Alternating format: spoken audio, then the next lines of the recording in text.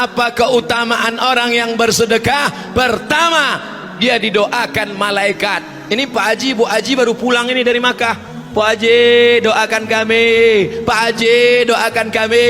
Tapi kau lupa ada doa dari malaikat. Bukan dari Pak Haji, bukan dari Ustadz, bukan dari Kiai, tapi doanya dari malaikat. Untuk siapa? Untuk orang yang bersedekah. Siapa yang ingin dapat doa dari malaikat? Sedekah. Ustadz, aku sedekah, kenapa malaikat belum juga mendoakan? Berapa sedekah kau? 3.000. Mau masuk surga pula 3.000 perak. Ibarat mobil bautnya aja lah tuh. Saudara yang dimuliakan Allah SWT, keutamaan sedekah yang kedua. Apa dia keutamaan sedekah yang kedua? Kullu mri'in ta'tazil li sadaqatihi. Setiap kita nanti bangkit di padang mahsyar, tak ada atap, tak ada rumah. Wa takunul jibalu kal'ihnil manfus. Jangan kalian banding-bandingkan suaraku dengan Ustadz Fadlan. Sebelum kalian buat, aku kasih tahu dulu.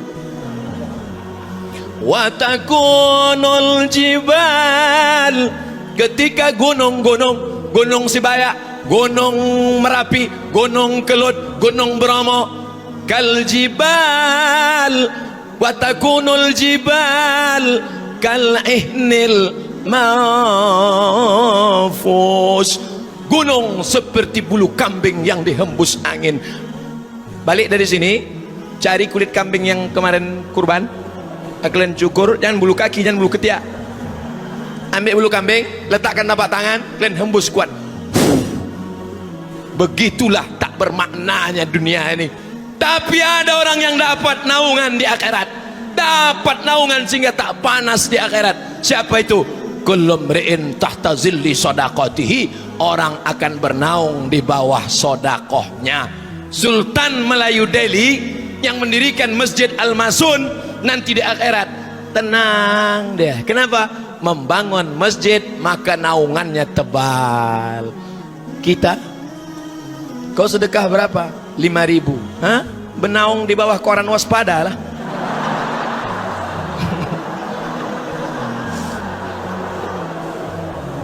Yang orang-orang kaya tuh nanti di akhirat tenang dia. Kok enak kali kau bro? Lai, apa sedekah kau kemarin? Aku sedekah 100 sak semen. Makanya aku santai aja. 100 sak semen di atas, macam flyover. Santai. Masuk 5.000 perak. Koran berembus-embus. Habis. Oleh sebab itu yang udah memasukkan tadi 5.000, tambah lagi. Kalau 10.000 Pak Ustadz, koran juga 2 biji. Saudara yang dimuliakan Allah Subhanahu wa taala, katanya di akhirat itu panas Pak Ustadz, sejengkal matahari. Panas Pak Ustadz, panas. Ada lagunya itu, panas, panas, panas. Gusi apa penyiratan? Panas. Tapi ada orang yang tenang. Siapa dia? Orang-orang yang berada di bawah naungan sodakoh, bukan somat. Sodakoh. Aku mana bisa menaungi? Kurus macam ini apa yang mau ku naungi? Aku aja pun perlu naungan sekarang nih.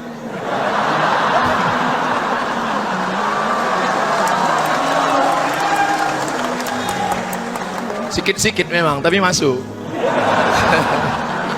Saudara yang dimuliakan Allah Subhanahu wa taala, begitulah di akhirat nanti kita dapat naungan. Di dunia ini enak aja kita dapat naungan. Begitu ada razia, prit, telepon, Pak tolong, selesai. Di akhirat siapa yang mau kita telepon? Ada orang Medan mati bawa HP. Mana ada? Apa yang kau bawa mati? Jubah kebesaran tinggal, baju batik kesayangan tinggal, peci yang ada tulisan UAS Abdul Somad tinggal. Aku mau ngasih tahu aja, ada topinya tinggal. Cincin kesayangan katanya batu mahal warna hijau tinggal. Apa yang dibawa mati menghadap Allah? Sedekah. Orang mati itu dikubur ditanya, hei mayat, hei jenazah. Saya nunjuk jenazah ini ke bawah. Nanti kalau saya tunjuk, hei jenazah, pas tepat mati pula. Udah kena lapor pula sekali lagi. Nah besok tak keluar-keluar.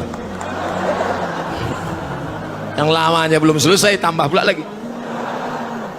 Hai mayat, kalau ku kasih kau hidup lagi, kau mau apa? Apa kata mayat? Fa'asaddaqa, aku mau bersedekah. Mayat, kalau kau hidup lagi, kau mau apa? Tak ada mayat bilang, ya Allah hidupkan aku sekali lagi, aku mau kawin enggak 2-3 kali. Apa kata si mayat? Laula akhartani ila ajalin qarib. Kalaulah kau kasih aku umur ya Allah, tambah sikit aja lagi. Kalau ku tambah umur kau mau apa? Fa'asaddaqa, aku mau bersedekah. Wa akum minas salihin, aku mau jadi orang yang soleh. Yang hadir ke masjid ini semuanya sudah soleh-soleh. Bersedekah belum? Orang-orang Medan yang dulu tuh luar biasa sedekahnya. Di tempat lain kaligrafi pakai cat minyak, di sini kaligrafi itu boleh tengok. Macam-macam emas ku tengok. Luar biasa, macam emas. Di tempat lain sholat kita di lantai berpasir kening karena belum dikasih semen. Allahu Akbar, tajam kening. Di sini dinding pun pakai marmer keramik, memanjat dari bawah naik ke atas. Andai ada yang pandai memasang di atap pun dipasang orang Medan ini juga. Kubahnya pula kuning, entah kuningan entah emas, pokoknya kuning lah. Hebat orang Medan ini. Kipas angin, kemana mata memandang kipas angin, kipas angin, kipas angin. Cuman yang hidup 2 biji aja.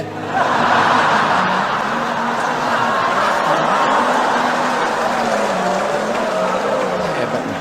Ustadz janganlah memprovokasi. Ustadz bilang 2 biji hidup, itu kan hidup juga, itu hidup juga. Ah ya mohon maaf.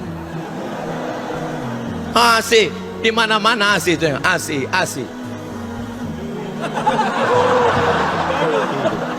Hidup. AC ini dari Korea ini. Ini AC ini dari Korea, tengok mereknya Samsung. Kalau dari Makkah Samsudin. Mohon maaf Pak Samsudin. Singgung. Nanti itu singgung dilaporkan pula lagi. Payah kali lah ceramah ini. Makin lama kita bercakap nih makin banyak salah, makin lama. Nauzubillah. Betul kata pepatah. Man kasura kalamuhu kasura saktuhu. Siapa yang banyak cakapnya, dia yang paling banyak salahnya. Saya sudah bicara setengah jam. Tadi saya mulai jam 1:30, sekarang pas jam 2. 30 menit saya sudah bicara. Di antara kita yang ramai ini, siapa yang paling banyak salahnya? Tengoklah tuh, orang kampung awak sendiri pun bilang awak salah. Masya Allah, tabarakallah. Yang sudah nyumbang lampu, maka terang benderanglah kuburnya. Yang menyumbang kipas angin, maka tenanglah alam barzahnya. Yang sudah menyumbang keramik, maka berkeramiklah makamnya.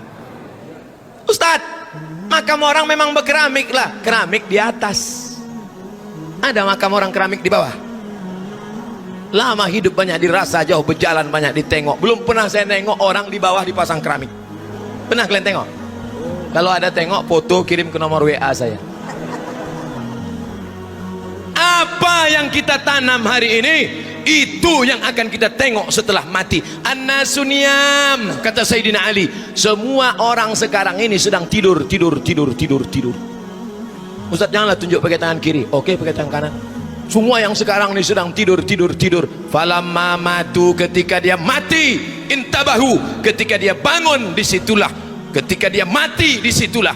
Ketika dia mati, disitulah dia baru sadar. Rupanya mimpi jadi orang kaya, mimpi jadi penguasa, mimpi sebentar, sekejap, sejenak saja.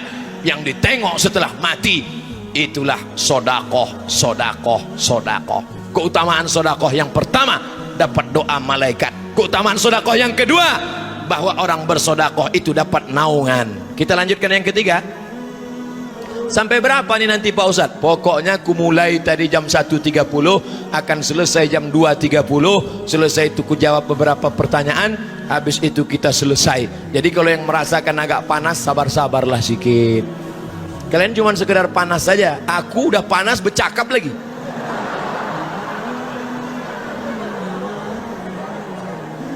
Tiga, da'u mardhakum bis sadaqah. Kalau ada di antara kalian yang sakit, obati dengan sedekah.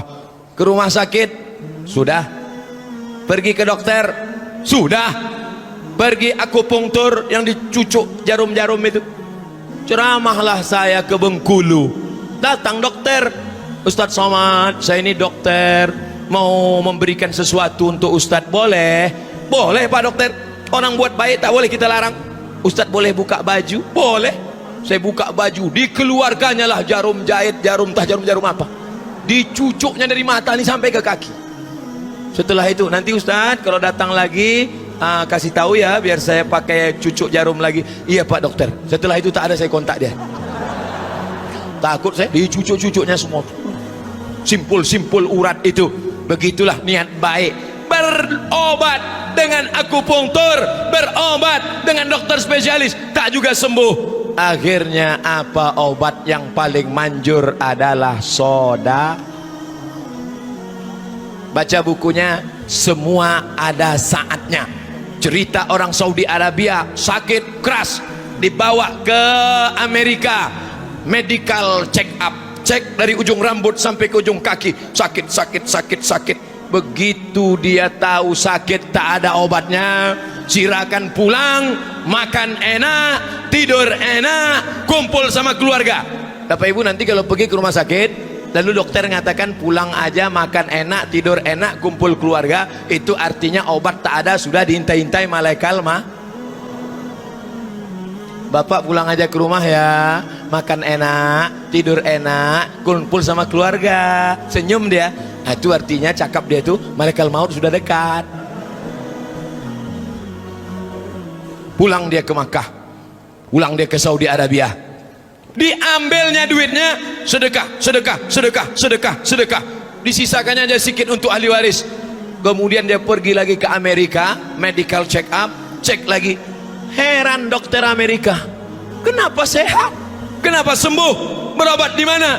Apa kata dia? Saya mengamalkan hadis Nabi Muhammad sallallahu alaihi wasallam, da'u mardakum bis sadaqah, berobatlah dengan sedekah.